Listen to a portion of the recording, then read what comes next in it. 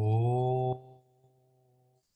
अज्ञानतिमिरन्धस्य अनञ्जनशलाकया चक्षुरुन्मिलितं येन तस्मै श्रीगुरुवे नमः। श्रीचैतन्यमनोभीष्टं स्थापितं येन भूतले स्वयं रूपः कदा मह्यं ददाति स्वपदान्तिकम्। श्रीकृष्ण चैतन्य प्रभु नित्यानंद श्री अद्वैत गदाधर श्रीवासदि गौर भक्त वृंद। हरे कृष्णा कृष्णा कृष्णा हरे हरे, हरे रामा राम राम हरे हरे।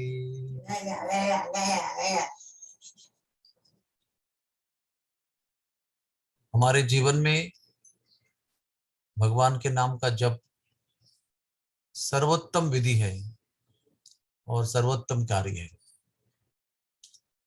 मनुष्य का जीवन भगवान नाम के जप करने के लिए दिया गया है। स्मर्तव्यम सततम कृष्णम विस्मर्तव्यम न जातुचित। सदैव भगवान के नाम को याद करना है, सदैव ये देखना है कि हम भगवान को नहीं भूले। इसलिए इस जप के विधि पर जितनी भी चर्चा की जाए उतनी कम है, क्योंकि जब तक हम जप की विधि में परिपूर्ण नहीं होते, भगवान के शुद्ध भक्त नहीं बनते, तब तक ये चर्चा अपूर्णीय है और ये चर्चा करती रहनी चाहिए। तो जब के 5 जो पी है उसमें से हमने प्लेस का वर्णन किया, कल हमने पोस्चर यानी हमारे शरीर की स्थिति का वर्णन किया। अभी हमको प्रोनाउंसिएशन यानी उच्चारण के विषय में चर्चा करनी है। ये जो महामंत्र है जो चैतन्य महाप्रभु ने दिया है, कली संतारण उपनिषद में दिया है, ये एक संबोधन है, एक पुकार है। नहीं तो फिर हरा कृष्ण ऐसा होता। जब हरा इसका संबोधन होता है सप्तमी, तो हरे इस तरह से उसका रूपांतर होता है। कृष्ण के विषय में संबोधन के बाद भी वो कृष्ण ही रहता है, और राम के विषय में भी संबोधन के बाद में वो सप्तमी जो प्रत्यय है उसका रूपांतर राम में ही होता है। तो ये पूरा महामंत्र जो है वो एक पुकार है, संबोधन है। और हम किसी व्यक्ति का नाम रखते हैं तो उसका प्रयोजन केवल एक ही रहता है, उसको पुकारने के लिए। नहीं तो नाम की आवश्यकता क्या है? बालक जन्म लेते ही उसका नाम रखते हैं ताकि हम उसको पुकार सके। उस नाम से हम पुकारे तो वो देखे, मुड़कर जवाब दे। उसी प्रकार से भगवान का नाम क्यों है? ताकि हम उनको पुकार सके, उनका ध्यान आकर्षित कर सके और उनका प्रतिसाद प्राप्त कर सके। इसलिए उच्चारण भगवान के नाम का एकदम स्पष्ट होना चाहिए।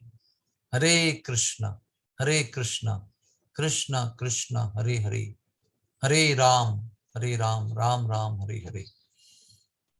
तो जब उच्चारण स्पष्ट होगा तो फिर पुकार सही होगी। मैं एक भक्त से वृंदावन में चर्चा कर रहा था, तो उसने कहा कि मैं देखता हूँ वृंदावन मंदिर में बहुत लोग ऐसा जप करते हैं जैसे कि पता नहीं किसको पुकार रहे हैं। हरे कृष्ण राम राम राम हरे कृष्ण हरे कृष्ण कृष्ण कृष्ण हरे राम राम राम राम हरे हरे। एक भी शब्द का उच्चारण अगर स्पष्ट नहीं होगा तो जिसको हम पुकारना चाहते हैं वो क्यों मुड़कर देखेंगे आपको? क्या जरूरत है?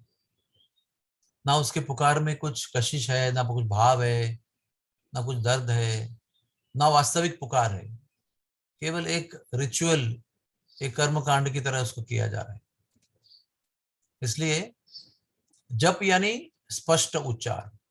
अगर स्पष्ट उच्चार नहीं है तो उसको हम जप ही नहीं कह सकते। इसलिए कितनी भी जल्दी होगी, कितना भी समय कम होगा और कितने भी कम नाम पुकारने पड़ेंगे, फिर भी हमको स्पष्ट उच्चार करके ही भगवान के नाम को, महामंत्र को उच्चारण करना होगा और हर समय उसको पुकार के भाव से जप करना होगा। अगर ये हमारे मन में अगर बैठ जाता है कि हमें पुकारना है, तो हम ठीक से उच्चारण करेंगे।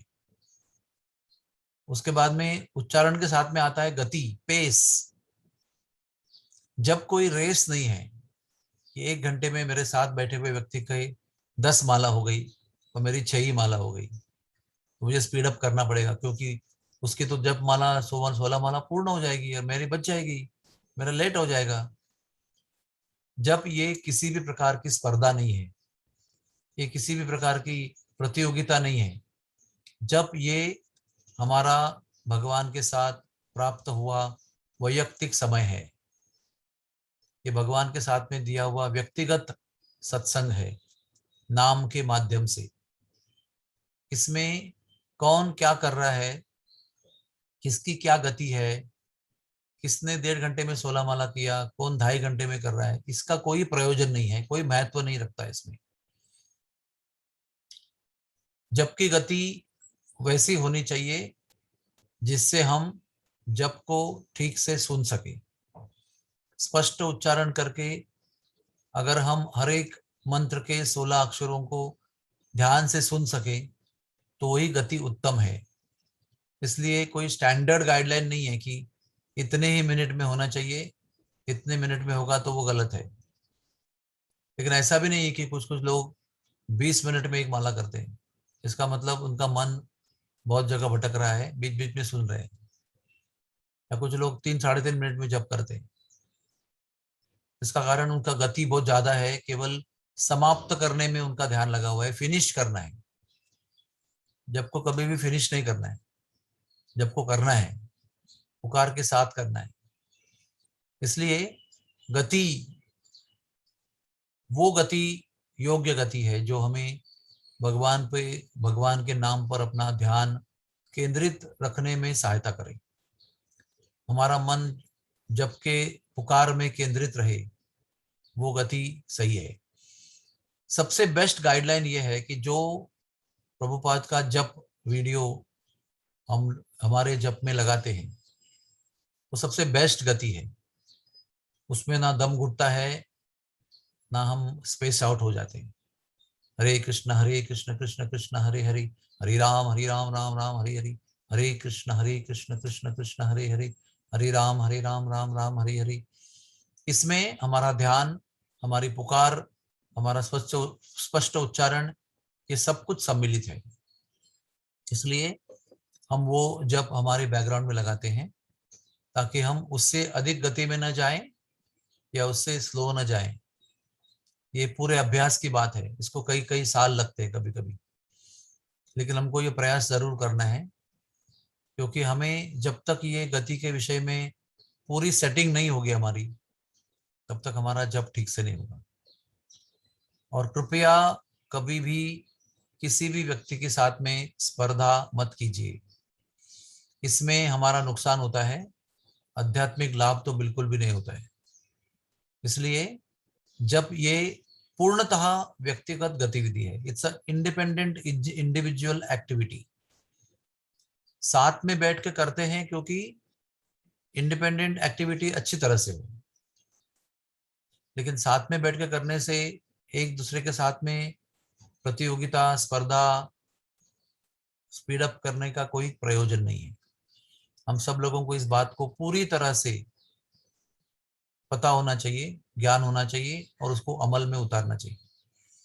इसलिए ठीक से उच्चारण, स्पष्ट उच्चारण और योग्य गति, इससे हमारा जप जो है वो संपन्न होगा, यशस्वी होगा।